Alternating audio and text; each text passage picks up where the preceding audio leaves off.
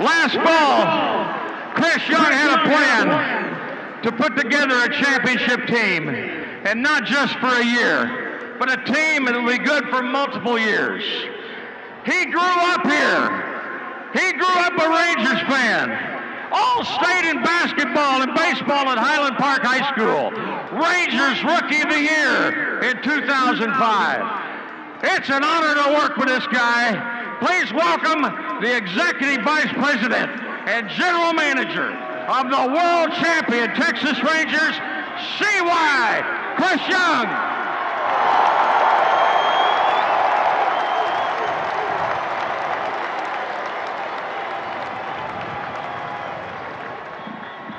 Rangers fans, what a day. This is a dream come true to look out and see so many people here celebrating the team that I grew up rooting for, but more importantly, an unbelievable team of special, special people. As I think about this team, I think about all the adversity they faced this year, the ups and the downs, the hard times, the times when things felt impossible. And I hope for each of you that when you're going through hard times, that this team can inspire you to keep fighting and keep believing. Because that's what this team did, and they brought home a world championship because of it.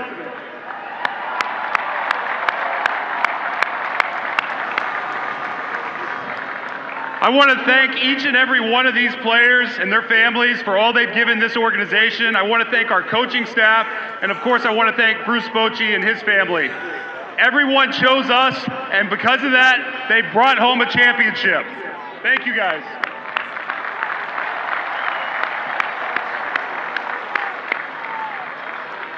But fans, today is about you. You fans deserve this. You fans have waited a long time. That wait is over. Congratulations, you are champions.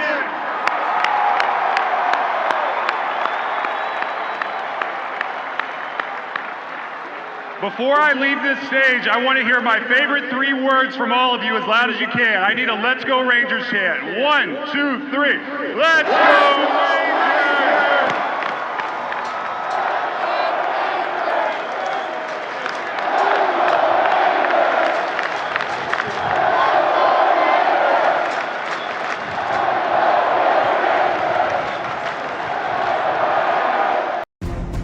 Following one of the most decorated playing careers in hockey history, Bob Gainey stepped behind the bench of the Minnesota North Stars in 1990. After reaching the Stanley Cup final in his first season as coach, he was also named general manager in 1992. When the franchise moved to Dallas, Gainey began shaping the Stars into contenders. Stepping down as head coach to solely focus on his GM duties, Gainey acquired 5 future Hall of Famers in a 4-year span, trading for Guy Carbonneau, Joe Nieuwendyk, and Sergei Zubov, while adding Ed Belfour and Brett Hull through free agency.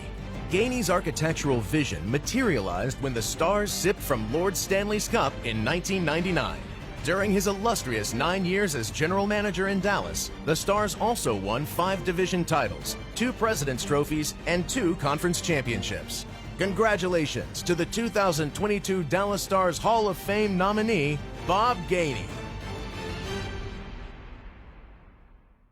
Yeah, you could certainly call him boss. I think a lot of people around here would do that, and just really had a nice moment between you and Don Carter here, an emotional moment as he was trying to put into words what you have meant to this organization. This day's got to just be unbelievable, and sharing it with people like him. Well, I don't even know where to start.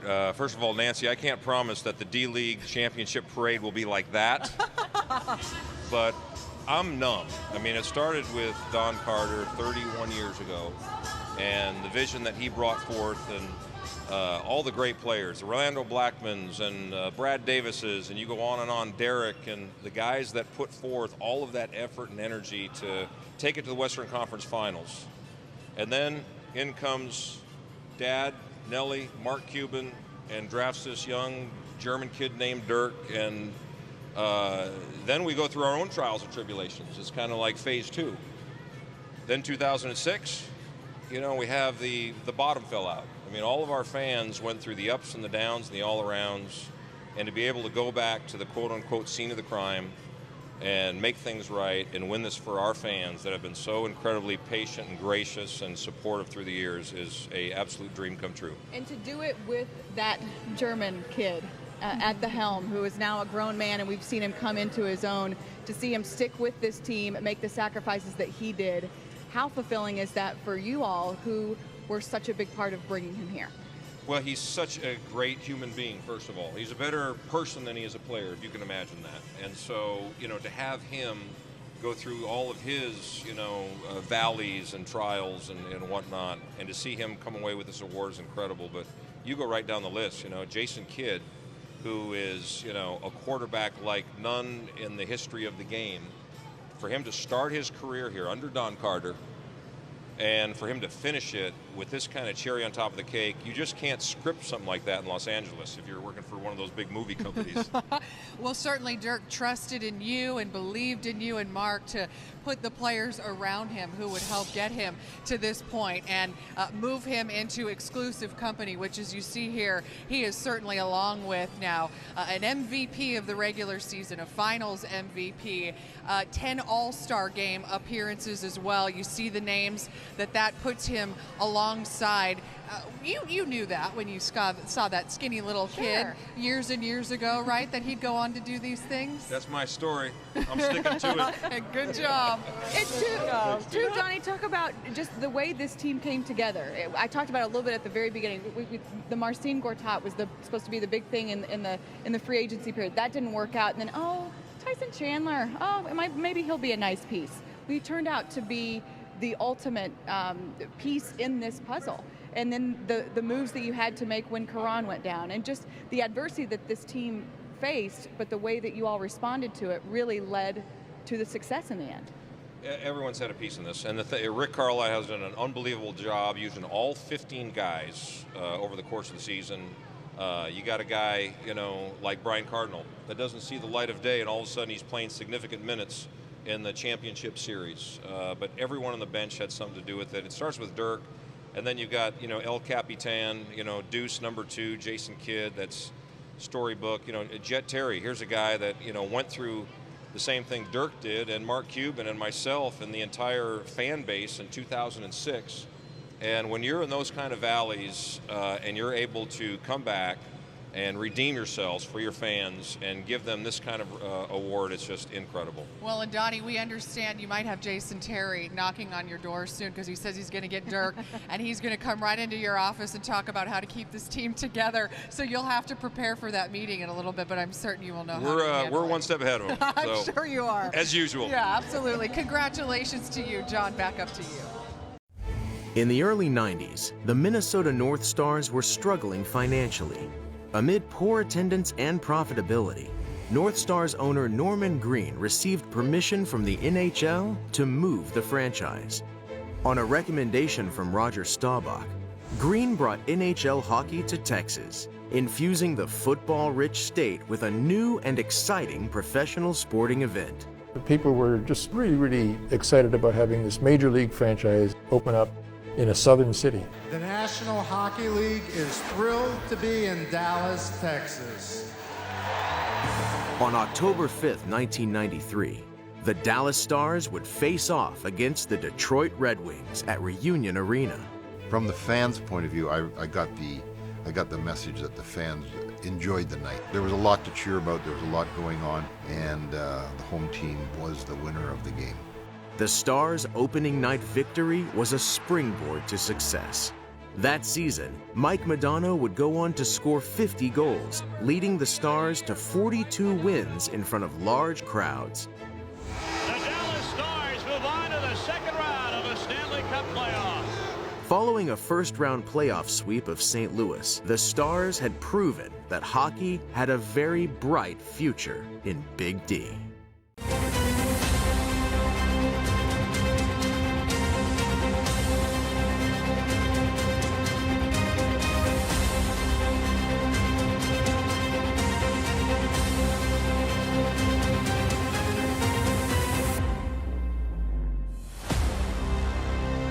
He is responsible for bringing basketball to Dallas. And breaking overnight, we've learned that Don Carter has died.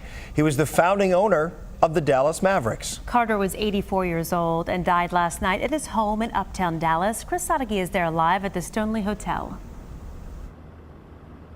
Kara, the name Donald Carter is synonymous with business and philanthropy in the area, but more specifically with the Dallas Mavericks. He died here last night, leaving behind a prominent impact on pro sports in DFW. The Dallas Mavericks were born in a Stetson hat, not only on their original logo, but on the head of Donald Carter, the team's founding owner who paid a $12 million entry fee to bring the NBA to Dallas in 1980. And he did so with a promise. As long as my family is interested in the game, you can bet your bottom dollar Daddy's gonna be there. And Norm and Doug are part of my family. I don't plan on them being able to get out anytime soon. If they do, they're gonna get out naked. Carter, along with partners Norm Sonju and Doug Atkins, signed on the line that day. And for the next 16 years, Carter was the majority owner until 1996. That's a $125 million picture. That's when he sold a majority stake to a group headed by Ross Perot Jr. And Carter had this to say about his decision. It's a new time in our life. You jump out of the car sometimes just to get the smell of roses because you don't want to go past them too fast. But the moment Maverick fans may remember most came 15 years after he sold the team. It was 2011 when Carter, cowboy hat and all, was asked by current owner Mark Cuban to accept the Larry O'Brien Trophy after the team he founded finally won it all. And Carter would say that that was a moment that really touched him. He always thought he'd live to see the day. He just didn't know if he'd be in a wheelchair when it happened. Well, he did live to see that day. He passed away at 84 last night. Ron and Kara. My dad had his biggest challenge, and there were many, in getting a team here, which was the last challenge, which was to take a team from the nation's capital and bring it here. He had his big allies who he was forever grateful for, in Lamar Hunt and Tommy Mercer, but they all kind of backed out because they realized, it's going to come by a team that we're going to have to move them here, and there's no ownership in it for us. And everyone kind of disappeared, and my grandfather then kind of went after it alone from there, got the tip that the Senators were in big financial trouble. It was tough to get a team out of Washington, but Tom heard about Bob Short, the owner up there, how dissatisfied he was with everything, and he'd probably move. And so Tom Vandergriff went to work on that, almost alone. Their attendance was somewhere in the area of 600,000. That's just not enough to operate a baseball field. And so he got the American League to allow him to seek a new city. And of course, I'm sure when Tom learned that was his impetus to go down. There was no question the team was playing in an old stadium that was crime infested. The team has been terrible for decades. Had a brief run when Ted Williams first became the manager there, but they'd fallen back in the intervening final 2 or 3 years they were there. And my father, he was in a cab when he was going back and forth up in the D.C. area, meeting in secret with Bob Short. And a cab driver asked him about this Vandergriff guy, and they're trying to take the baseball team. The cab driver, a lot of people, of course, in D.C. were pretty incensed about all of this. And so my dad got in a cab, and I think the cab driver may have asked him where he was from, and he just said, Arlington, Texas. And so then the cab driver said, well, do you know this guy, Tom Vandergriff? And my dad said, he said, what do you know about him? And he said, well, some like him and some don't. And that's what my dad said to the cab driver. And the cab driver, according to my father, said, well, put me in the cab that doesn't like him. And then my dad confessed who he was, and the cab driver pulled over. He said, get out. The Senators were just a hot mess and in huge financial trouble. But to lift them out of their chair and move them here because of all the opposition that he was facing in Washington, D.C. Here comes Richard Nixon, big baseball fan, big sports fan. And he opposed this move. And Bowie Kuhn, the commissioner of baseball, also opposed the move. So he had the commissioner of baseball, and he had also the president of the United States opposing it. And the president of the United States, because Bowie Kuhn was kind of his spy, giving him information, that he would lobby those owners very hard not to let baseball move out of the nation's capital. Even with the President of the United States screaming, and you know, he was all in the papers, and of course they're playing big, the media in Washington, TV, radio, newspapers, because he wanted to save the senators. But he wasn't the real worry. He was just talking about the real worry were some congressional people. Congress had House people, had Senate people, and you're going, they're the ones you need to worry about. In the summer of '71, my grandfather, he did lots of trips to Washington, D.C., lobbying, meeting with folks, meeting with Bob Short, really mapping out how this was going to happen. Did it in secret for a long time, and then finally became public. When it became public, it was a big news. Richard Nixon said it would be the worst thing that happened to the Capitol since the British set it afire in 1814. I mean, he was livid, and so his son-in-law was David Eisenhower, and so he sent him out there to RFK Stadium to go say, Short, what the heck are you doing? You cannot move this team. So David Eisenhower's driving all the way to RFK Stadium. My grandfather's there, and David Eisenhower comes up into his office and... Mr. Short virtually shoved me into that closet. And that's where I stayed until they told me it was safe to come out. Back in the saddle again. One great story is Tom became a friend of the singing cowboy, Gene Autry, who owned the California Angels, they would call that in those days. And that ended up kind of swaying everything. 1971, they were making the final pitch in Boston to all of the American League owners, Bowie Kuhn, who was the commissioner, and Gene Autry, his longest ally, was hospitalized and couldn't be there. And he was critical because he was the guy who kind of pulled everything together. And so sensing that there was kind of a fracture there, Charlie Finley, who again, the guy who 3 times said he was moving to Arlington and didn't, he felt emboldened by this, and he said, well, you need Gene Autry's vote. I'm not going to give you my vote now unless you give me Jeff Burroughs, who was their star, their star player at the time, their up-and-coming player. He said, I'm not going to give you my vote to move this team unless you give me Burroughs. And so he was basically holding him hostage, and knowing that if he loses those votes, the deal's done. The Rangers are not coming. And so they went to the hospital where Gene Autry had taken ill. He was the owner of the California Angels at the time, and got his vote from his hospital bed. They came back over to the meeting, and that was the final vote they needed to go forward. Here is a WWDC Sports Bulletin. Fred, the Washington Senators are leaving.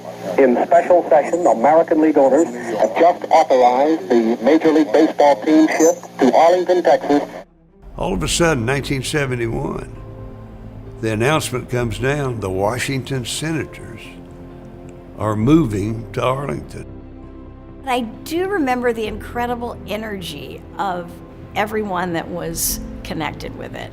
And I do remember, Dad's excitement and everybody's excitement that it was coming. He was everybody's Citizen of the Year, Statesman of the Year. They wanted to run him for governor. It was lots of things were coming his way. And so you would have, even as a 13, 14-year-old boy, it was amazing to watch him. Did it with a lot of pride. He was very humble about that. And he always talked his whole life about what Arlington did. And he was just a steward of the time. For him to come in and literally take that team from Washington and move them, to what Shirley Povich, who was a famed sports writer at the time, said, it's a town with the stature of an anthill.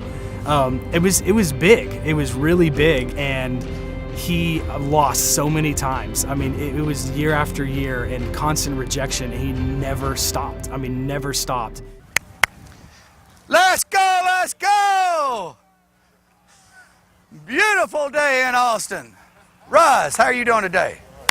Romping, stomping, raring to go? All full of piss and vinegar? That hip all right, Dave? Sore? Yeah. Fighting through it though, huh? Yeah. Let the mind control the body, not the body control the mind. When it comes to moving men, there is no one better than Coach Johnson. Oh, Michael, 2 hands. Don't be cute. Don't be pretty, be good. He brought the best out of each guy. Right there, right there. Get it now, Bees. Nice quickness, nice cut, DJ. All right, Charles, that's your play all the way now. And he always kept the pressure on. He lived in our minds. Let's go, Lynn. Focus in. Can you make it? Gotta make it. Gotta make it. It's on your shoulders. He just had this amazing ability. I was the third string quarterback on the practice roster in 1992.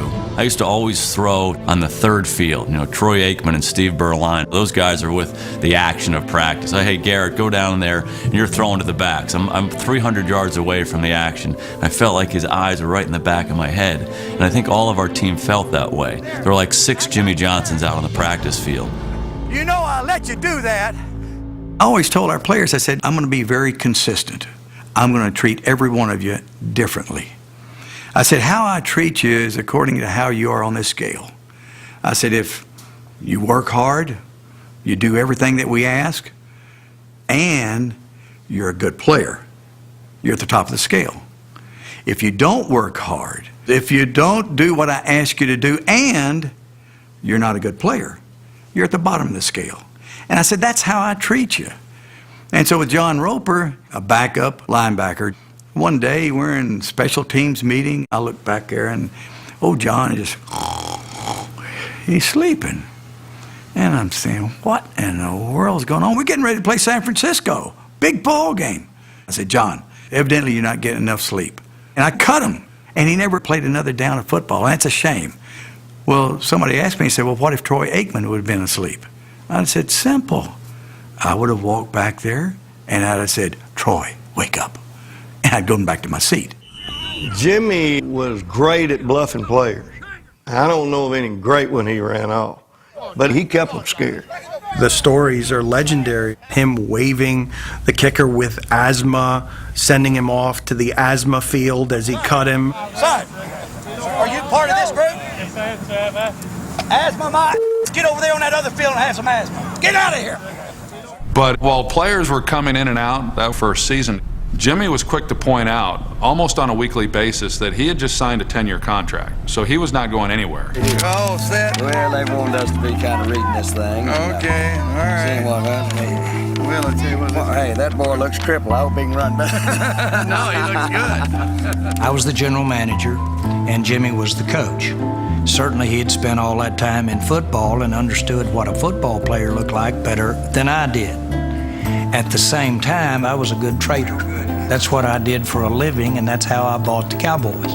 You know, he's in the oil business, so they were great marriage. Because Jerry is a gambler, and Jimmy is a huge gambler. I mean, the Herschel Walker trade was incredible. I told our staff, I said, the way this league works, if we just take our picks as they fall, it's going to be a long time before we get good. What do we have that somebody else wants? And they say, we only got one player. And no player in the entire league has gained more yardage the past 2 years than Herschel. In exchange for Walker, Dallas will receive a #1 draft pick, plus 6 conditional draft choices over the next 3 years, including 2 first-round picks, 3 second-round picks, and 1 third-round pick. I remember the reaction at the time. What's wrong with this college coach crazy person? Herschel could be on his way to the Super Bowl, while the Cowboys could be on their way to the toilet bowl. But he was the visionary who saw very clearly the draft picks are where I'll find value. And people say, well, you know, that was a jump start. But back then, the Los Angeles Rams, they had a similar type deal with Eric Dickerson when they traded him. The key is not getting the picks. The key is picking good players with the picks.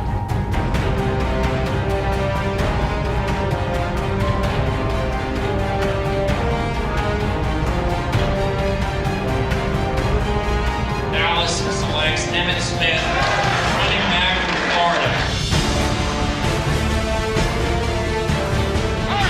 It's up in the air, and it's caught.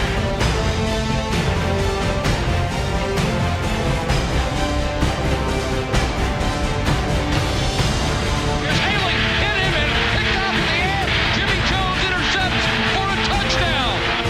To build that into the dynasty that it was, His eye for talent was a huge difference, and it really changed the course of that organization. If you went through the year virtually injury-free and did not make the playoffs, would that be a crushing blow? It won't happen. We'll be in the playoffs. Good afternoon, everybody, and welcome to Super Bowl 27. I promise you, he's a seer. That Super Bowl that year, he said, listen, Buffalo's good. We're going to have a fight. We're going to have a fight through that first quarter, but we'll get them, and then they'll start turning the ball over, and we'll pour it on. And when you're seeing it, and it starts working, you're like, oh my God. And the turnovers are telling the story. Buffalo, they're a sloppy team. They're talented, but they're sloppy. They turn it over. That's why we're going to win.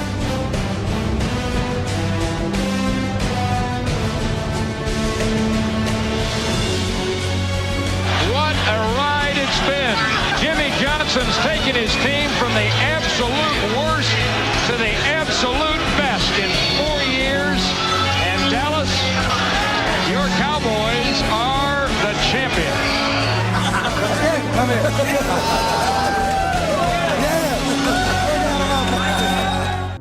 Gil was highly regarded as one of the best player personnel administrators during his 29-year career with the Dallas Cowboys. As the vice president of player personnel, he helped the Cowboys grow into one of the most powerful and popular sports franchises in America. Gil Brandt, who was the other one that came in at the same time, his scouting helped us tremendously in the early years as we developed as a football team. And that was very important to me personally. It was Gil Brandt's eye for talent and the scouting system he put in place that helped transform the Cowboys from an expansion team to America's team. The Cowboys put together 20 consecutive winning seasons, appeared in 5 Super Bowls, including victories in Super Bowl 6 and 12 during his tenure. I especially want to point out Gil Brandt, who you've heard his name. He was one of the first people that I hired, even in the fall of '59 before we had a franchise. And he was responsible for most of the players that we had, the great players. He was our chief scout. Gil oversaw the drafting of 9 Cowboys who were now enshrined in the Pro Football Hall of Fame.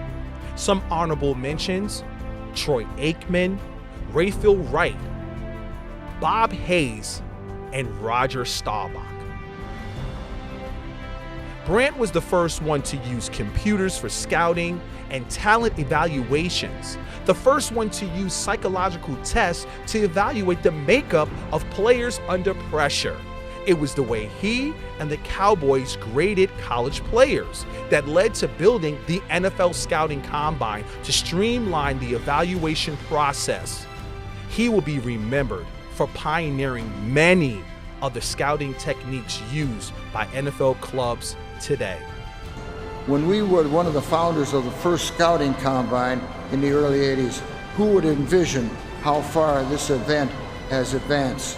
Esteemed Hall of Fame voter Rick Goslin recently said that 20 years ago, the first combine, there were 7 media members credentialed for the combine. This past year, there was over 2,000. My life has been an incredible journey, all inspired by football. I've been fortunate enough to see this growth of this game the past 60 years. Gil Brandt, Hall of Famer forever. With no further ado, I want to recognize and have Gil Brandt as the 22nd member of the Ring of Honor of the Dallas Cowboys.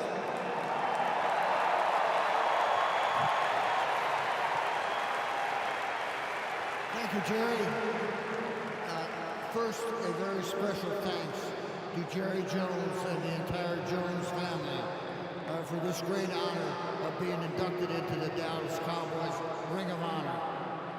I also want to thank my beautiful wife, Sarah, and my wonderful son, Hunter, for always being by my side. And I want to thank 3 legends who aren't with us anymore, but made such a great defining impression on this franchise and gave me the opportunity to be involved from day one. Clint Murchison, Tex Schramm, and the great coach Tom Landry.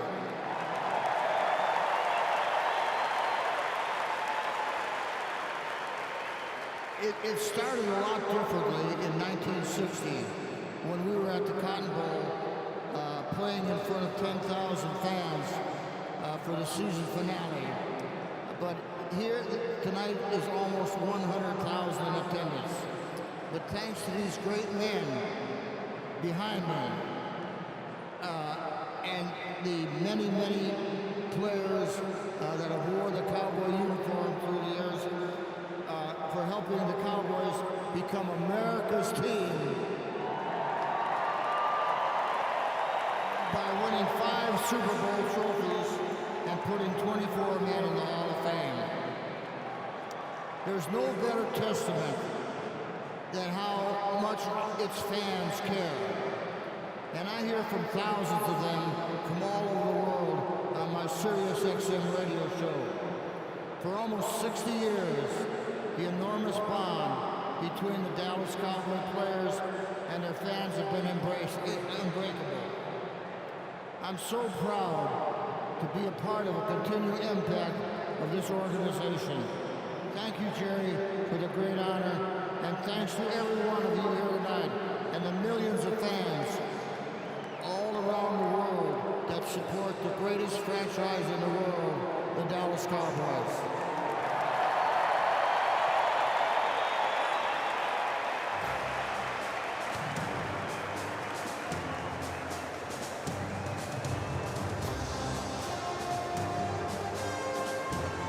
Gentlemen, now turn your attention to the silver ring that circles AT&T Stadium as we unveil the name of our newest member of the Cowboys Ring of Honor.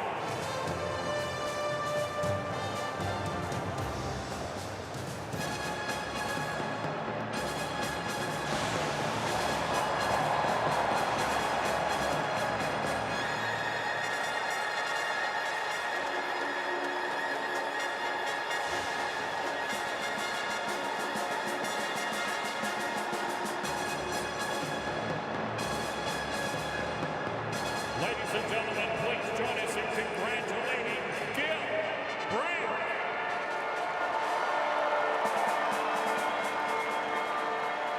The drought has lasted far too long for Maverick fans. They've been screaming for some kind of change for years now. January 4th, 2000. It was the new millennium, and the Mavericks were headed in a vastly new direction. Mark Cuban was a relatively unknown entrepreneur who made billions during the dot-com boom. Now he was the owner of an NBA franchise, rescuing the Mavericks mired in mediocrity. He has the greatest passion we've had in an ownership for this game. And it was the right person that could be a great steward for this team that loves the Mavericks and loves Dallas, and that's Mark Cuban. It's time to go to work, and it's time to really focus on doing the things I need to do, and first is learning, getting fans into the arena, and getting people excited, and I think we're making significant progress there. Almost overnight, the 41-year-old injected new life into an organization that had endured a near decade of futility. You know, the 90s are gone. This isn't the Mavericks of the 90s anymore. This is a new era, a new decade, a new millennium, and I'll do whatever it takes to make this team successful. His new age ownership style was a breath of fresh air. Cuban was bold and outspoken, wore t-shirts and tennies, emailed fans, and was uber passionate about basketball and his young German star. What would you feel like as a kid coming out and playing one-on-one with one of the best guys in the NBA? It's awesome.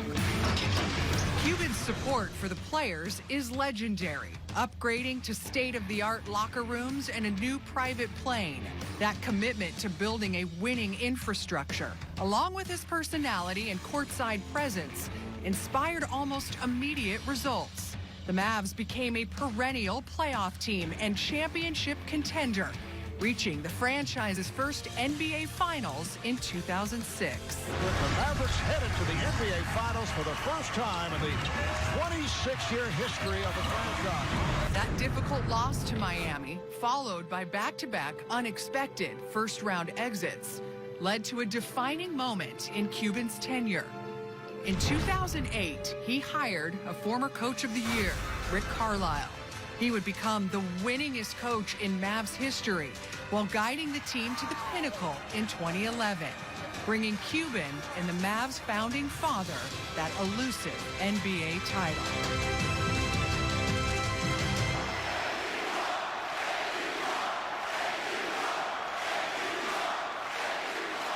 While he's forever changed the direction of this organization, Cuban has embraced an almost unheard of consistency in key roles. Carlisle is the third longest tenured head coach in the NBA, as is Mavs general manager Donnie Nelson, the mastermind behind the franchise-changing drafts and deals that have landed the biggest stars in Mavs history. Donnie is credited with bringing Dirk to Dallas and, along with Cuban, making sure the greatest Maverick of all time never left. And I'll promise you, we will put the biggest statue ever. And we'll put it right in front of the arena. Donnie and Nelly and everybody that's been part of this ride. We've had our ups and downs on the court and off, but there'll never be anybody like you, Dirty. Thank you.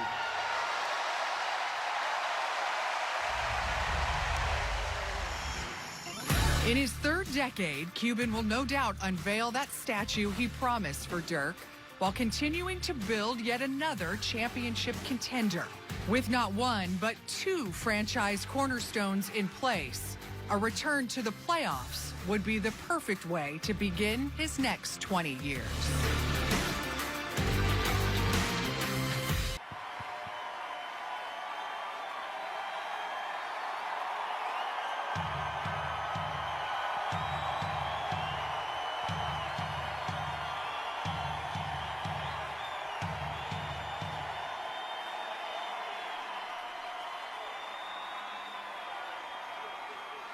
I have nothing else to ask you. Your adoring public awaits you. You know,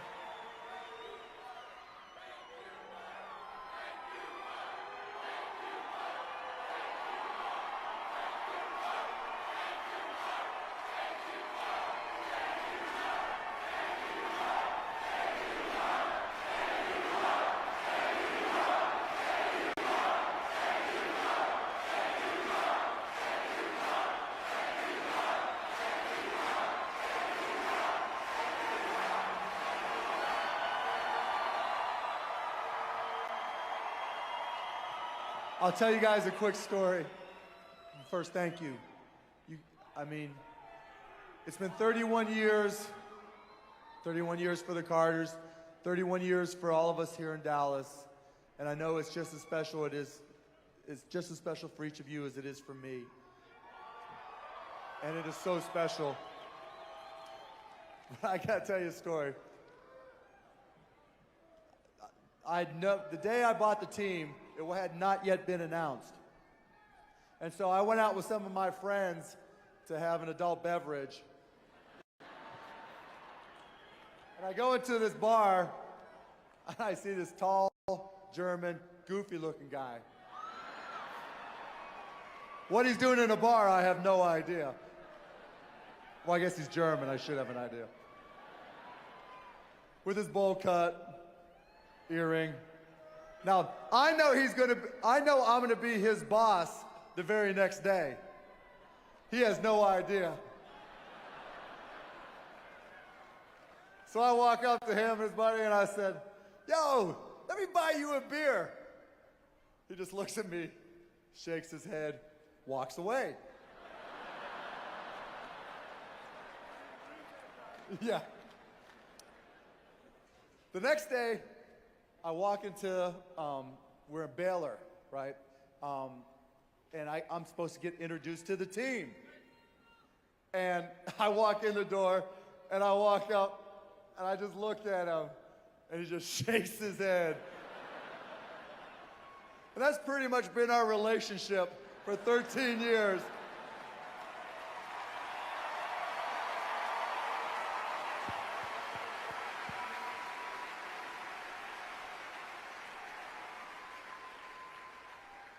every guy in this stage, everybody in the arena, every Dallas Mavericks fan across the world. We've been through a lot.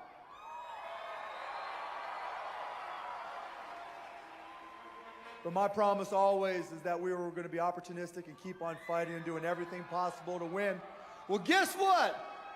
We got one, and we're going to keep on trying to get more. Remember what I said?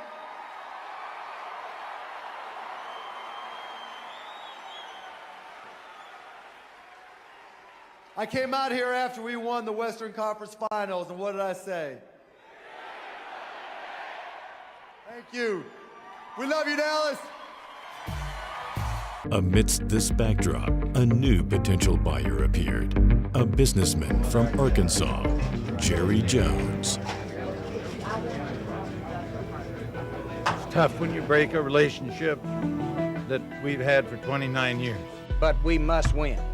Jones' acquisition started with a bang, earning the ire of many with his controversial decision to fire the franchise's head coach of 29 years.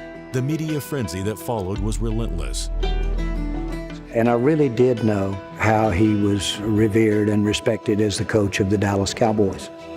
And I basically said, Coach, the thing that I do feel is in best interest of everyone is that we make the coaching change right now. Coach Landry shook my hand. He was majestic. He was just as you would expect Coach Landry to be, and said, I wish you the best, and we parted. Jerry Jones knew right off the bat the way the Tom Landry situation was handled was wrong. He said that 2 days after it happened. He gave himself an F. Although he was forced to make that decision, he never, ever lost respect or reverence for what Tom Landry was able to help build. Shortly after Landry's firing, Schramm would also bow out. Landry would be replaced by Jimmy Johnson, the head coach of the Miami Hurricanes. Proud to be the head football coach for the Dallas Cowboys. There could have been better circumstances as far as me coming into this position, but I would hope that people would be as excited about this organization, about this football team as what I am. Okay, all right. Well, I'll tell you what, hey, that boy looks crippled. I hope he can run back. No, he looks good. This shakeup planted the seeds of success, with Johnson leading the team to back-to-back Super Bowls. However, Jones and Johnson's relationship did not sail smoothly. When I talk about the Cowboys being on that roller coaster ride, I think there is one called Jimmy and Jerry. We're going to bring it back about 5 minutes, folks. Safe to see you excited. After their last championship, the pressure to remain on top finally began to wear on the organization. He and Nike are joining forces. Even in this slump, there was one sector that saw revolutionary improvement. Under Jones's leadership, the Dallas Cowboys aggressively pursued media and sponsorship deals that boasted the prosperity of the franchise and the brand. He was instrumental in securing a $1 billion broadcasting deal with Fox Sports, which increased league exposure and revenue. And he kind of taught the NFL how to run a business, how to make money. Our interest in doing those kinds of things with great companies, and of course, I had hoped that if we could do it well, the league could do it well. By the early 2000s, Texas Stadium, the iconic home of the Dallas Cowboys, was showing signs of age and declining infrastructure.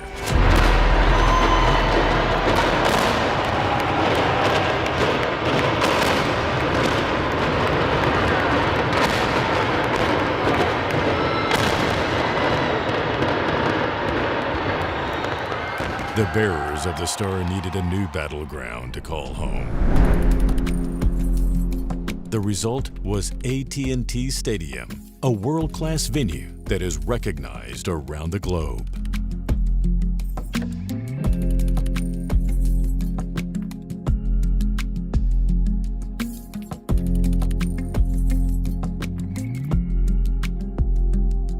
I hope there's some Cowboy fans here. Jones was inducted into the Pro Football Hall of Fame in 2017. His induction recognized his transformative contributions to the sport, as his trailblazing pursuits have shaped the league. Jerry bought the team for $140 million. Today, The Cowboys have reached a sports milestone, being valued at over $10 billion. With the likes of Tex Schramm, Gil Brandt, and now Tom Landry trying to gather a roster of players, one small little matter still remained. Murchison still hadn't officially been awarded an NFL team. I'm pretty sure they're going to go for the $600,000. But the ones I talked to aren't happy. And this is the way, this is the feeling that I got from three sources on separate occasions. The franchise is worth $2 million. If you're going to get the damn thing for $600,000, don't think you're going to get a lot of players. Don't think you're going to get a hell of a lot of concessions. Yeah. And Clint was very careful to pick his battles. You know, he knew he could throw money at that problem. Not that anybody wants to do that, but okay, I can throw money at that. You can't force people to vote yes for your expansion. So, you know, a little give and take, quid pro quo. I'll give, you know, we'll pay that, sure. Not a problem. You know, I don't know how, I have no way of knowing how widespread this is. I have no way of knowing how serious it is. All I know is that there are questions that are starting to be asked. That's the reason I think it ought to be, there'll be a couple of dissidents tending to, do this. I think they ought to all be pinned down right now before they get too much conversation around about it. Well, all they can do is say no. I mean, they're going to do, to me, they're more likely to do it in January than they are today. No, well, one of the bad things now is that Hallis just can't spend the time on it that he should spend on it. And he's not going to be able to do it until the season's over. One of the biggest opponents against expanding to Dallas was Washington owner George Preston Marshall. Now, Marshall was against expansion really for one reason. There wasn't any team in the South and Southwest, so all the TV profits from down south were going to Marshall. So if there was an expansion team, that was going to immediately cut into his bottom line, and that's what he did not want. Murchison, though, had an ace up his sleeve.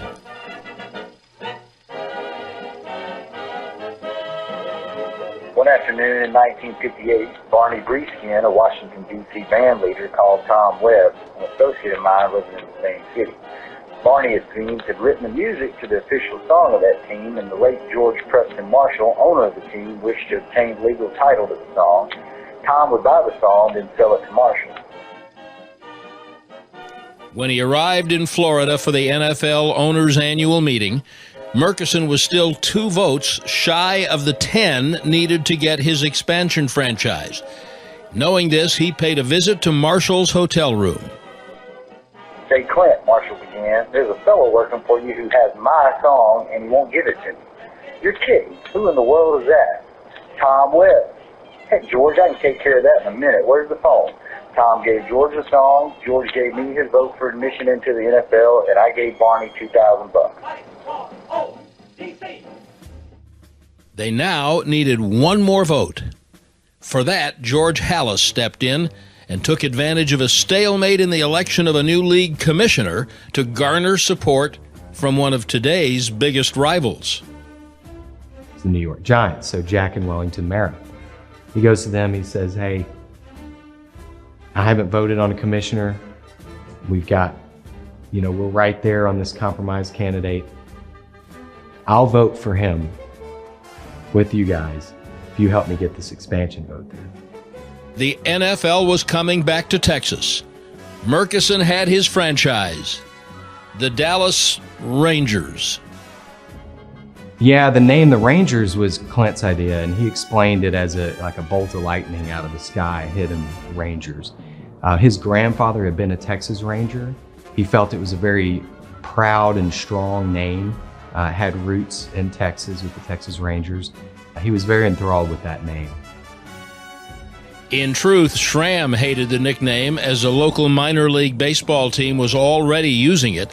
and he eventually convinced Murchison to make a change, the team becoming the Cowboys in April of 1960. Originally, Clint did not like Cowboys. He described it after that phone call picking the Cowboys' name, that he just had an empty feeling in his stomach for quite a while. Interesting thing is he spent quite a bit of time working on the decal on the logo, and when you look at our helmet, what do you see? The blue star. That star looks an awful lot like the Texas Rangers badge.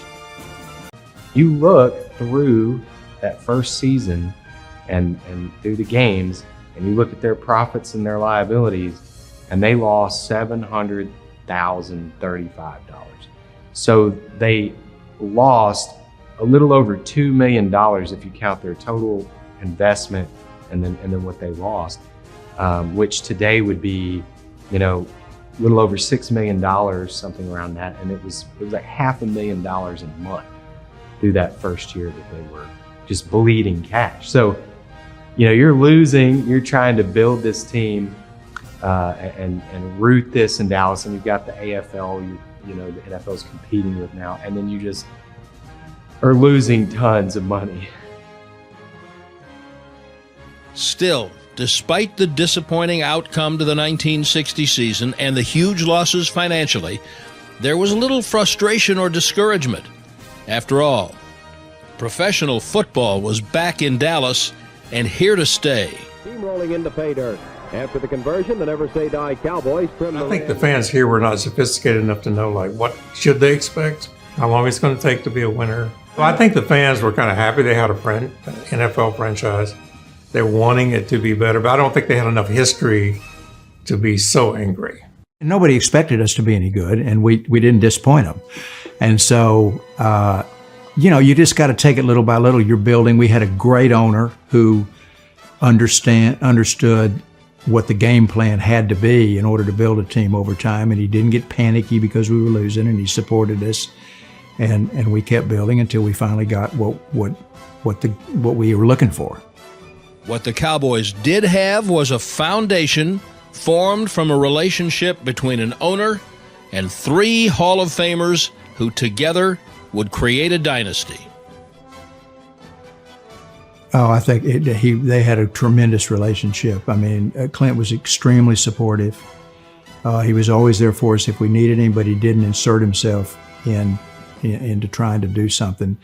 Dad and Clint were very similar. They're both very quiet and very witty, and so they sort of could talk each other's language. And it was a great relationship. And the only time he ever told me something about coaching was that he said, Bobby Hayes, we got Bobby Hayes, the fastest guy. You ought to run him on a reverse. And I said, I didn't say much. I just looked at him. And the next game I ran Bobby on a reverse, and he lost 10 yards. And Clint says that's the last time I ever told Coach Landry anything. He was in the background, but he was extremely close with Schramm and with Landry, the people that mattered. He was extremely close to them, and they developed really strong, very tight relationship because they knew that Dad was there thick and thin, that he was, if they needed something, they could turn to him. Historically, people look back and, he was such a great owner because he didn't have his hand on anything. Well, that's just not true. He just knew where to put his hand, how much, when, at the right time, Today, the success is undeniable. 520 regular season wins, 33 playoff appearances, 8 NFC titles, 5 Super Bowl championships. America's team. And it all began with the passion of one man, Clint Murchison Jr. His NFL dream became Dallas reality. It was just totally a love of the game. It really helps in any business just to have a real passion for it, and Dad had that real passion for football and its possibilities. It was extraordinary how he felt the depth of his feeling for the coaches, the Schramm, the team, and the sense of accomplishment and stuff. I mean, it's probably one of the, kind of the driving passions of his life. The only history book that concerned the founders of the American Football League was the one they were writing. Just keep trickling the ball down the field, boys. One that offered a perfect reflection of its time. How fitting that it began on a jet ride, through dreamy clouds, above a fruitful nation. In the hand of a humble man not yet 30, who believed the old way was not the only way. You can get it done. What's more, you gotta get it done. His words were quiet and measured. His league was sound and fury. His name was Lamar Hunt. This story belongs to all the people whose lives he changed forever. I think probably my mother must have been bitten by a show business bug when she was pregnant with me, because that's just something that's of interest to me. I love show business. I love working on how do you attract the public to buy a ticket. Well, certainly Hunt was one of the first sports entrepreneurs, as we would call them now. He had a notion of sports as an entertainment business that preceded most of his peers. You know, this was a guy who jumped to the AFL from a failed venture in miniature golf franchising. A bogey of a business plan wouldn't hurt Lamar Hunt, who at any point could have chosen to fall back on his family's oil fortune. What pumped through Lamar's veins was his love for the spectacle of sport. At age 26, he watched the NFL title game on television. Barking out the signals for the Baltimore Colts. There, in a black and white image, he saw a full-color future in professional football, a growing game in a nation coming of age.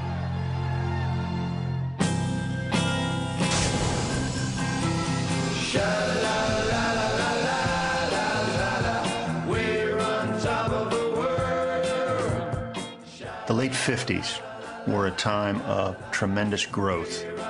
There was more free time, there was more money, and America is moving out to the suburbs, and they are starting to enjoy the spoils of victory in 2 world wars. As all this is happening, the owners of the NFL weren't really interested in expanding. They had stuck together through a world war, through a challenge from the All-American Football Conference. Now that the pie was finally getting larger, they weren't really interested in giving somebody else some pieces of it. There's no excuse for expansion in the National Football League. We furnish football now for free through television. Expansion can only weaken the personnel. Lamar Hunt wanted an NFL franchise, but the owners of the NFL told him the NFL wasn't going to expand. The only way he was going to get into the league was to buy a franchise. And the only franchise that was even considered to be for sale were the Chicago Cardinals. And he goes down to talk to the owner of the Cardinals in Miami, Walter Wolfner. And at one point, Wolfner boasted, look, Bud Adams down in Houston wants a team. There's people in Denver. There's people in Minneapolis. All these places want an NFL team. I don't need to deal with you. So Lamar Hunt shakes his hand, gets on a plane from Miami back to Dallas. And then the thought occurred to me, and it was literally like a light bulb going off. Hey, if all of these people, me included, want to have teams in a new league or in pro football, why wouldn't a new league succeed? I asked myself that question, and then I thought, well, it will. He gets some airline stationery and etches out the plans for this new league. This is how many teams, this is what the schedule's like, this is what the budget's going to be like. And then, typical of Lamar Hunt, he gets this great idea and tells nobody, and spends the next few months just very studiously, very carefully planning out how he's going to begin this new football league. A new league was the least of the NFL's problems. Congress wanted NFL Commissioner Bert Bell to explain why his league should not be prosecuted as a monopoly. So when Bell learned of Hunt's plans, he decided it was time everyone knew about the budding American Football League. And he asked if he could announce our league in these hearings. Now, he was doing it to get some heat off of himself. They were wanting to know, why isn't the NFL expanding? And so I said, well, sure, you go ahead and do that. And it got enormous attention because Bert Bell, in effect, announced that there was going to be a new league. Well, that was a lot better and having Lamar Hunt announce there was going to be a new league. The most exciting new development on the American sports scene came to life in 1960 with the birth of the American Football League. Teams at New York, Buffalo, Boston, Denver, Oakland, Los Angeles, Dallas, and Houston. I was in the locker room with Cleveland Browns when Paul Brown got up and said, "There's a new league starting. Don't pay any attention to it. It's not going to succeed. It's a bunch of sons of rich guys that, don't know anything about football." Everyone in the National Football League took a pretty much negative attitude towards the new league. But underneath all of it, I thought it would give us a chance to get higher salaries because now we had competition for the NFL. Before that, the only place we could go was to Canada. We had no leverage because I didn't want to go to Vancouver or somewhere. The NFL was paying attention. Its owners made Hunt and Houston's Bud Adams an offer. Abandon your plans for a new league, and you can each have an expansion franchise in the old one. When both Texans refused, the NFL changed its approach. In late August, Lamar is back in Dallas, and he gets a call on a Saturday afternoon from Associated Press reporter who wants to ask him if he's got any response to the news out of Houston. Suddenly, the NFL, which had no interest whatsoever in expansion, started a franchise in Dallas, Texas, which happens to be where Lamar Hunt has his team. They also stole one of the AFL's planned initial franchises. You can order your tickets now from the Minnesota Viking ticket office. Minnesota was to be a part of the AFL, and the NFL turned around and offered that same owner group an expansion franchise in the NFL. I think at that instant, Lamar Hunt realized he was now in a fight. They were going to try to destroy the AFL before it could start. To make its grass greener, the AFL needed all the help it could get. I had to go to Dallas, Texas, July the 1st of 1960, and we had 129 guys there. And I noticed at the end of practice there was a guy come out there every day and he would water the field. Later I found out it was Lamar Hunt. These players have got the choice. For the first time in, I guess, 10 years, they have a choice of where they can go play. Lamar Hunt's humility impressed everyone he met, sometimes in stark contrast to the NFL's approach. Pittsburgh drafted me in the NFL. Buddy Parker was a guy, him and Bobby Lane came to my house, drunk. Was on my front porch about 5:30, woke me up. So we gonna draft you this morning. They were so drunk they were holding each other up in front of my house saying, "The hell with that AFL." I don't think they knew my dad was a minister. He went out front. He said, "Well, you look." My dad was a big old black guy. And he talked with a deep voice. "You won't be going to Pittsburgh." I said, "Yes, sir." The Reverend Haynes was far more impressed when he met Lamar Hunt, and so Abner signed with the AFL's Dallas Texans. Signing players was just part of Hunt's effort to build a team that could battle the rest of the AFL on the field, and that off it could compete with the NFL's Cowboys.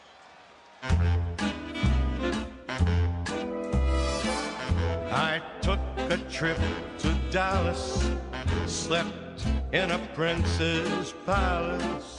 In the early 60s, Texas was known nationally as sort of a place for millionaires, entrepreneurs, big spending, big hats, big hair.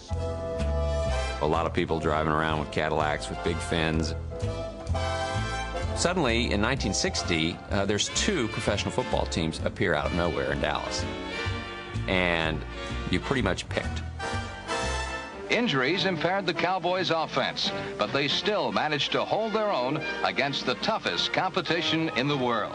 The Cowboys were from the lordly NFL, and they definitely didn't feel like they had to stoop to sell tickets. The AFL, they felt like people have to know who we are, so they did almost anything.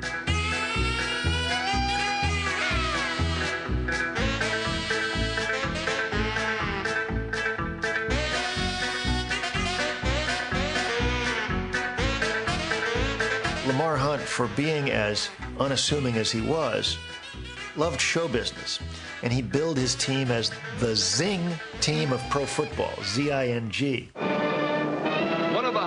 of the Texans games this past season was the best halftime in professional football, featuring the fabulous Dallas Texans. And now meet Miss Dallas Texan of 1960, the beautiful Miss Kay Sutton. The Cowboys played some games on Friday nights. The Texans would often have a promotion that if you bring a ticket stub from Friday night's high school football game, you get into Sunday's Texans game for free, to get the crowd away from the Cotton Bowl on Friday night and going to their high school game. And then that was the level at which the war was fought. Cowboys' first 3 years were bad. They're playing in the established league. They've got the name stars showing up to the Cotton Bowl, but they're losing week in and week out. The Texans have this young team, this exciting team, Abner Haynes, playing this dynamic brand of football.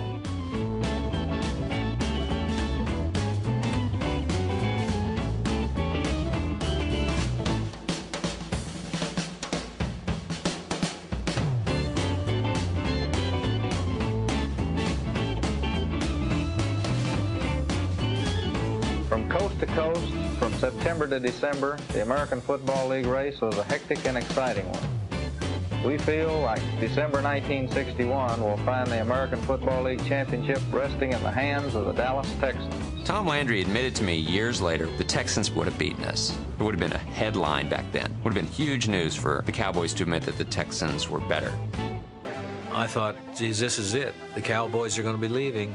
They'll have to leave Dallas now because we are the champions. But that was the case. The case was that Lamar Hunt wanted the league to succeed. Lamar Hunt realized, even though he wanted to stay in Dallas, he could not be truly successful in a town that was divided. The Cowboys could wait it out longer because the NFL was going to be around. The NFL was clearly there to stay. The AFL was much more of a touch-and-go proposition.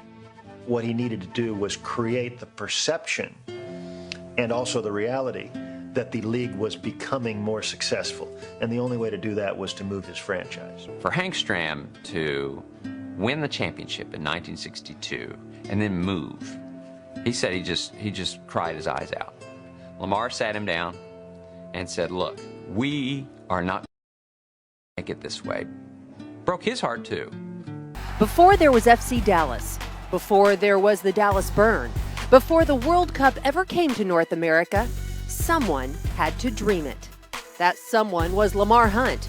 But like anything worth doing, it wasn't easy. What became a lifelong passion started from the simplest of places. He went to a Shamrock Rovers game when my mother was in Ireland and a Rotary scholar over there. That was his first soccer game, first professional soccer game. And he looked around and thought, boy, what a great game this is. It's a fun game to watch, and families are here, and the great enthusiasm. Attends the '66 World Cup. And then, decides that Dallas is going to have a soccer team in '67, and here we go. He very much, was, well, you got to take that first step, and that's how he was in business. And so the tornadoes start. And you had the NASL in sort of varying levels run all the way through the late '60s, the '70s, into the '80s, and then the early '80s, and then the league eventually folds. And things kind of go dormant. And it would take nearly another 30 years before Lamar would get an opportunity to bring the biggest sporting spectacle on earth to North America. And in 1994, with the World Cup on the horizon, Lamar sprung at the opportunity to be a chairman. Really where soccer started to get its resuscitation in this country is the '94 World Cup. And he was so pleased to be able to have it in this country, and the response was frankly very good. I mean, up until probably recently, the most profitable World Cup ever. But he was proud to share it with the people of the Metroplex. I mean, that was, I'd say it's one of his crowning moments for him personally, because he got to share the world's game with his hometown. After '94, as part of that whole exercise in bringing the World Cup, it was a commitment to have, first division soccer in this country, and that's what launched Major League Soccer in '96. And obviously we were the Dallas Burn at the time, and not owned by our family. When the league started, my father got in with the Kansas City Wizards. You know, fast forward to '02 era when the league needed us to get involved with Dallas. After bringing the World Cup to Dallas, Lamar now had the opportunity to do more for soccer in North Texas than anyone had done before, leading FC Dallas through a rebrand and turning the club into a successful franchise with his enthusiasm and relentless work ethic. You know, my dad, he was a terrific cheerleader for things, you know, and when I say that, he was always supportive of what people do. It didn't matter if it was a middle school track meet. I hear people tell the story about, you know, my dad standing there cheering on their children, and whether it was the Chiefs playing in a Super Bowl or the Bulls playing in an NBA championship or, you know, FC Dallas playing a game, you know, he was always supportive. Lamar Hunt's lifelong dream of bringing soccer home has now thrived in Frisco for more than a decade, and the vision he had is still the guiding hand behind FC Dallas. Grow things in a friendly way, in a positive manner, in an affordable way that are going to inspire people. Not only the people that you're bringing to be fans of the organization, but for the people to be, you know, within the organization to be inspired. His vision was, it was such a positive message. You know, sometimes you read about these CEOs that ruled with an iron fist or were negative people. His vision was to inspire people in a positive manner through, you know, multiple different ways to enjoy something and to support it. And that's just not the fans, that's everybody involved. So that would be how I would describe his vision. When Tex Schramm talked about the war in the 60s, he wasn't referring to Vietnam. He was talking about the NFL and the AFL, and that was the war that these men were fighting. Now they were in a fight for survival, and they were going to succeed at all costs. There's been an awful lot of rumors. Right now, they claim that the National Football League and the American Football League might merge into 3 conferences. Well, our main concern right now in the NFL is making it as strong as possible, and we haven't given thought to anything else, really. What about a championship game between the NFL and the AFL? Well, I would say the same answer. We're just, we've been in litigation for over 3.5 years with the American Football League, and there hasn't been much opportunity to think of anything beyond our own league. It's still years away. Pete Rozell's public pronouncements belied the real concerns he shared with the NFL's owners about the AFL. The college talent bidding wars had bloated operating costs, and a growing number of teams were coming around to the idea of a settlement with the rival league. They had a great deal of tenacity, those people that formed the AFL. And during the 1966 season, I think, I'd had some discussions with Tex Schramm and also with other owners in the league. And I got the feeling that a merger might be possible, and that if it were to be accomplished, it would best be through discussions with Tex, who lived in Dallas, and Lamar Hunt. We felt a man of honor. He would be good to talk to and keep it confidential. Dallas, April 6, 1966. AFL founder and Chiefs owner Lamar Hunt accepted Cowboys president Tex Schramm's invitation to talk peace in a parking lot. Lamar Hunt. We agreed to meet at the Texas Ranger statue at Old Love Field in Dallas. And we met there and then went out and sat in Tex's car in the dark in the parking lot. And he first outlined for me the generalities of a plan that he thought might be doable. He said, "Okay, I'm interested. Let's go ahead." And the funny thing was, we got back on the airplane, and you know where the airplane was going? It was going to Houston. And you know what the purpose was? To elect Al Davis as the commissioner of the league. If there was going to be a peace, it was going to have to be on our terms. If we were having problems, their league was doubling those or tripling those, even though they had a television contract. It's amazing how sometimes the objective can become important enough to overcome some of your real strong inner feelings. The agreement called for a common college draft and championship game in 1967, with full merger into one league by 1970. the players who jumped to the AFL returned to their original teams. After 7 hard-fought years, the Foolish Club was a legitimate member of the NFL fraternity. Only a man of his singular vision and skill could live up to the name Texas E. Schramm. But when it comes to pro football, maybe no one casts a longer shadow over the Lone Star State. As the architect of the expansion Cowboys, Schramm hired Tom Landry as the team's first head coach in 1960. Together, they transformed the team from winless laughingstocks in their first season into the league's biggest attraction and longest-lasting powerhouse. Under their stewardship, the Cowboys enjoyed 20 consecutive winning seasons, 13 division titles, and 5 Super Bowl appearances, including a pair of championships. Under Schramm, the organization also gained a reputation for draft day brilliance, but his influence extended far beyond personnel matters.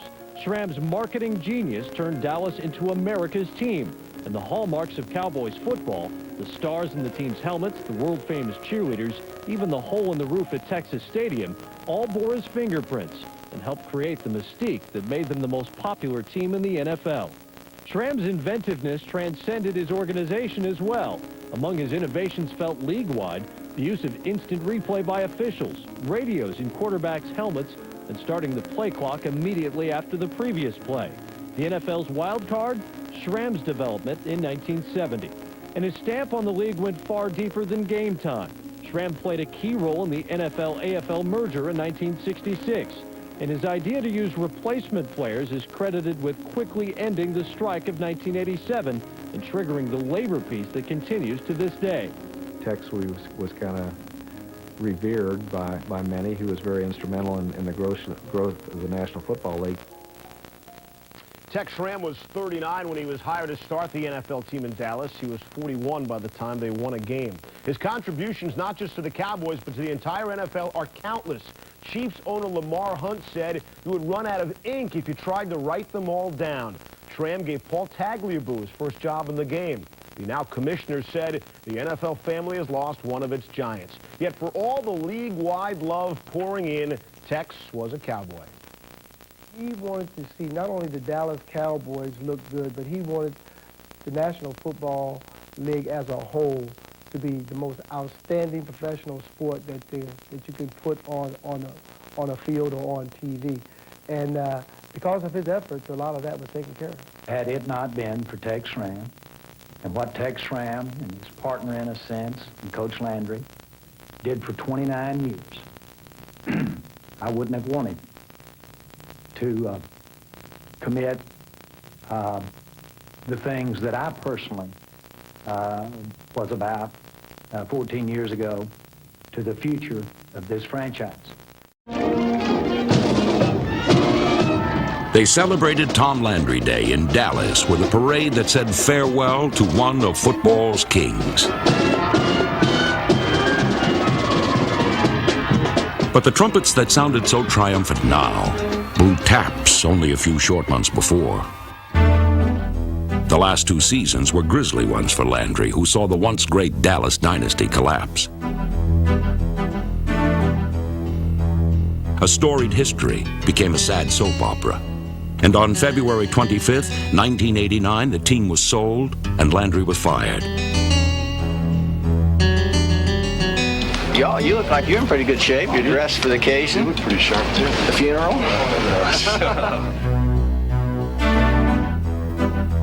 Doesn't show his emotions very much, but you know that he has those emotions. And I guess the greatest emotion was his last day with the Cowboys when he went in to talk to the team. And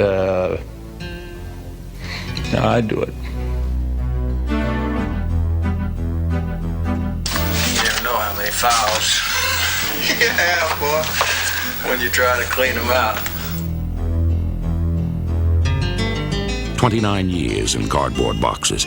Boxes filled with X's and O's that once sprung to life in his hands, becoming plays and people, and yielding a legacy of victory unsurpassed in the NFL.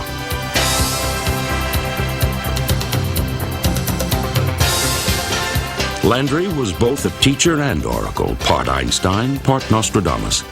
A man who could predict events before they happened. The if there are geniuses in coaching, he would have to be recognized as one of them because he was very innovative. The multiple offensive sets, the motions, the shifting, he pioneered in that area.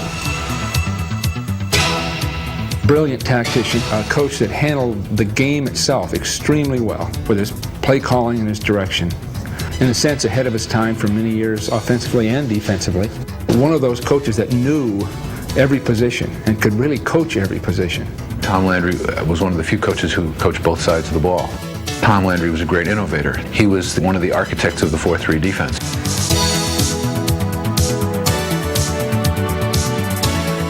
He came up with the multiple offense. Tom Landry's contribution in the history of football will go down along with Paul Brown and George Halas and Clark Shaughnessy as one of the great contributors.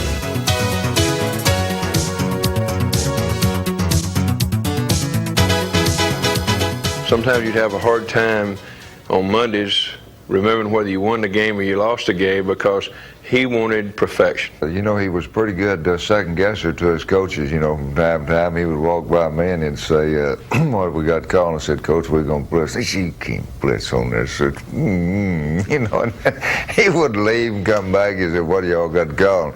I said, Coach, we're going to play 42-48. You can't do it. He was so smart that it was hard for him to let somebody else be right. He wanted to do his way all the time.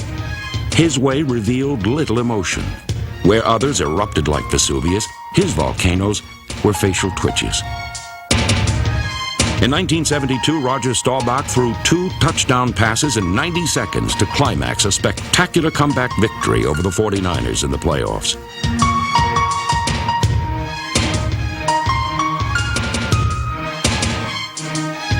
While everyone was swept away on a high tide of happiness, the captain of this ship stood steady at the helm.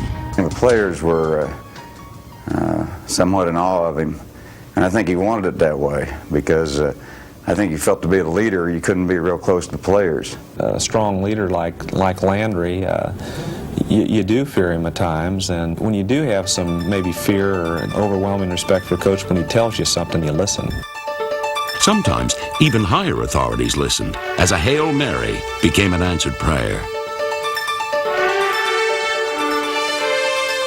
But the most heavenly music was always sweet victory as Landry won consistently over 3 decades. He won with players that were courageous and others who were simply outrageous.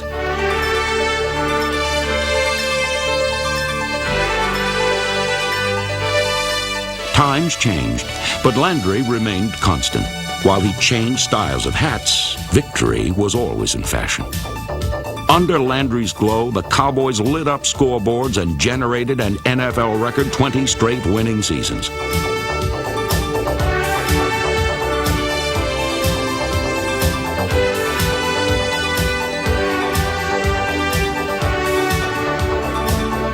The Cowboys were so popular they became known as America's team, and Tom Landry became as recognizable as Walter Cronkite. Thomas Wade Landry achieved all a football coach could possibly achieve. He had eclipsed a sport, and it seemed he would roam the Dallas Cowboys sidelines forever. Alicia and I anticipate what's going to happen now with nothing to do. When I get up in the morning, I don't know what I'm going to do. Because that's the first time in many, many years that I got up that I didn't have really something to do at that time. Tom was dignity, poise, character.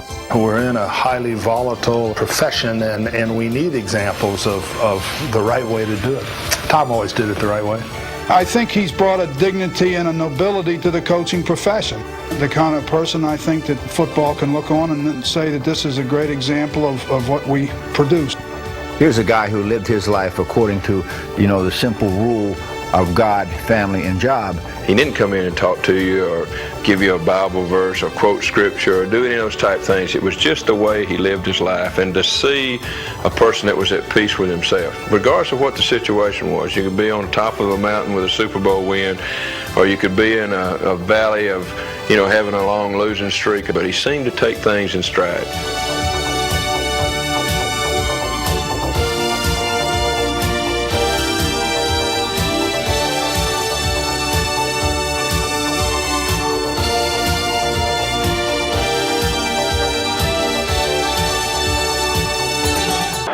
Coach Landry, the only coach the Cowboys had for 29 years, 270 victories, 13 playoffs, 20 straight winning seasons, 5 NFC championships, 5 Super Bowl appearances, and 2 Super Bowl wins. That great record is only transcended by the fact that you represent for sports what we all in sports would like to be represented, and that is a higher cause and a bigger meaning. You've done it all on a competitive basis. We honor you here today. Our Ring of Honor stands for the men who built this franchise and had it called America's Team. That's what it stands for.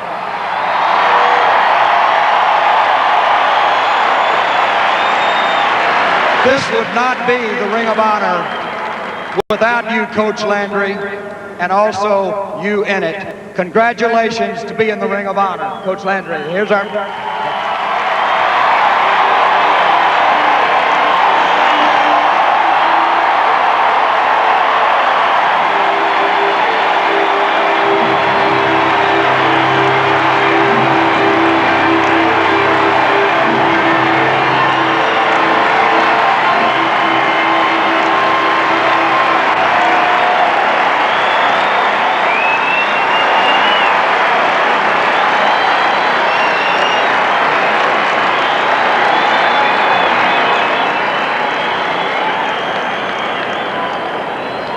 Well, I want to say that this is really an outstanding day for me, personally. I don't know how you can thank all the people that are responsible for putting this thing on here, but I do think that this is one of the great times. I'm honored to be in the Ring of Honor in there. You know, as I look at those names up here and these guys here that I'm so proud of here, it was amazing what they contributed, you know, to the winning seasons that we had. You know, when you take Don Meredith and Don Perkins, who started out with that team that started at 0-11-1, boy, we were really moving in those days, you know. And they took a lot of beating through the years in there. And of course, Bob Lilly was our first pick in the draft that we had, and he went through a lot of those tough seasons with the Green Bay Packers and all. I remember when we got our first Super Bowl with Baltimore, and we thought we had the game won, and we thought we would finally win, and they kicked the field goal to beat us, and Bob picked up his helmet and threw it about 70 yards. He threw it further than our passer could throw it in that particular game in there. But these guys are all great. Mel Renfro, tremendous person. Chuck Halley was the most valuable player in our first Super Bowl win on defense, and that's one of the few times that ever happened in there. But I tell you, when you take Roger Staubach, when you watch him play, everybody was on the edge of their seat. I tell you, and every time that Roger was there.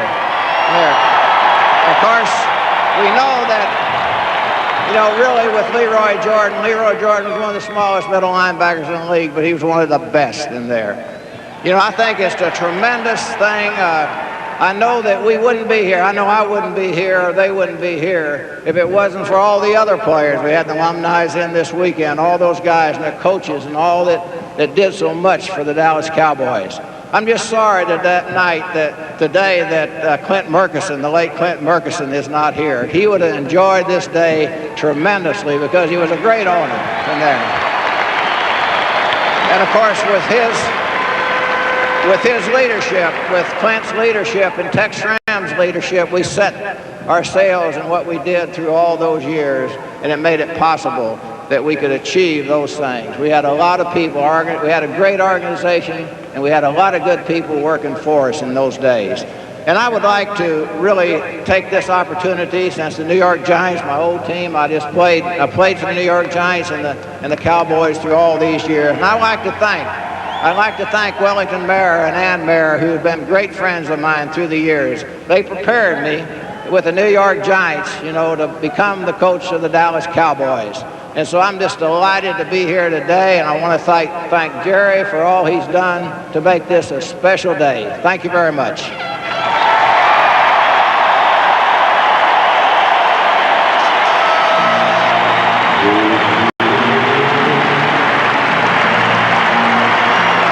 So congratulations to Tom Landry and to the other members of the Dallas Cowboys Ring of Honor.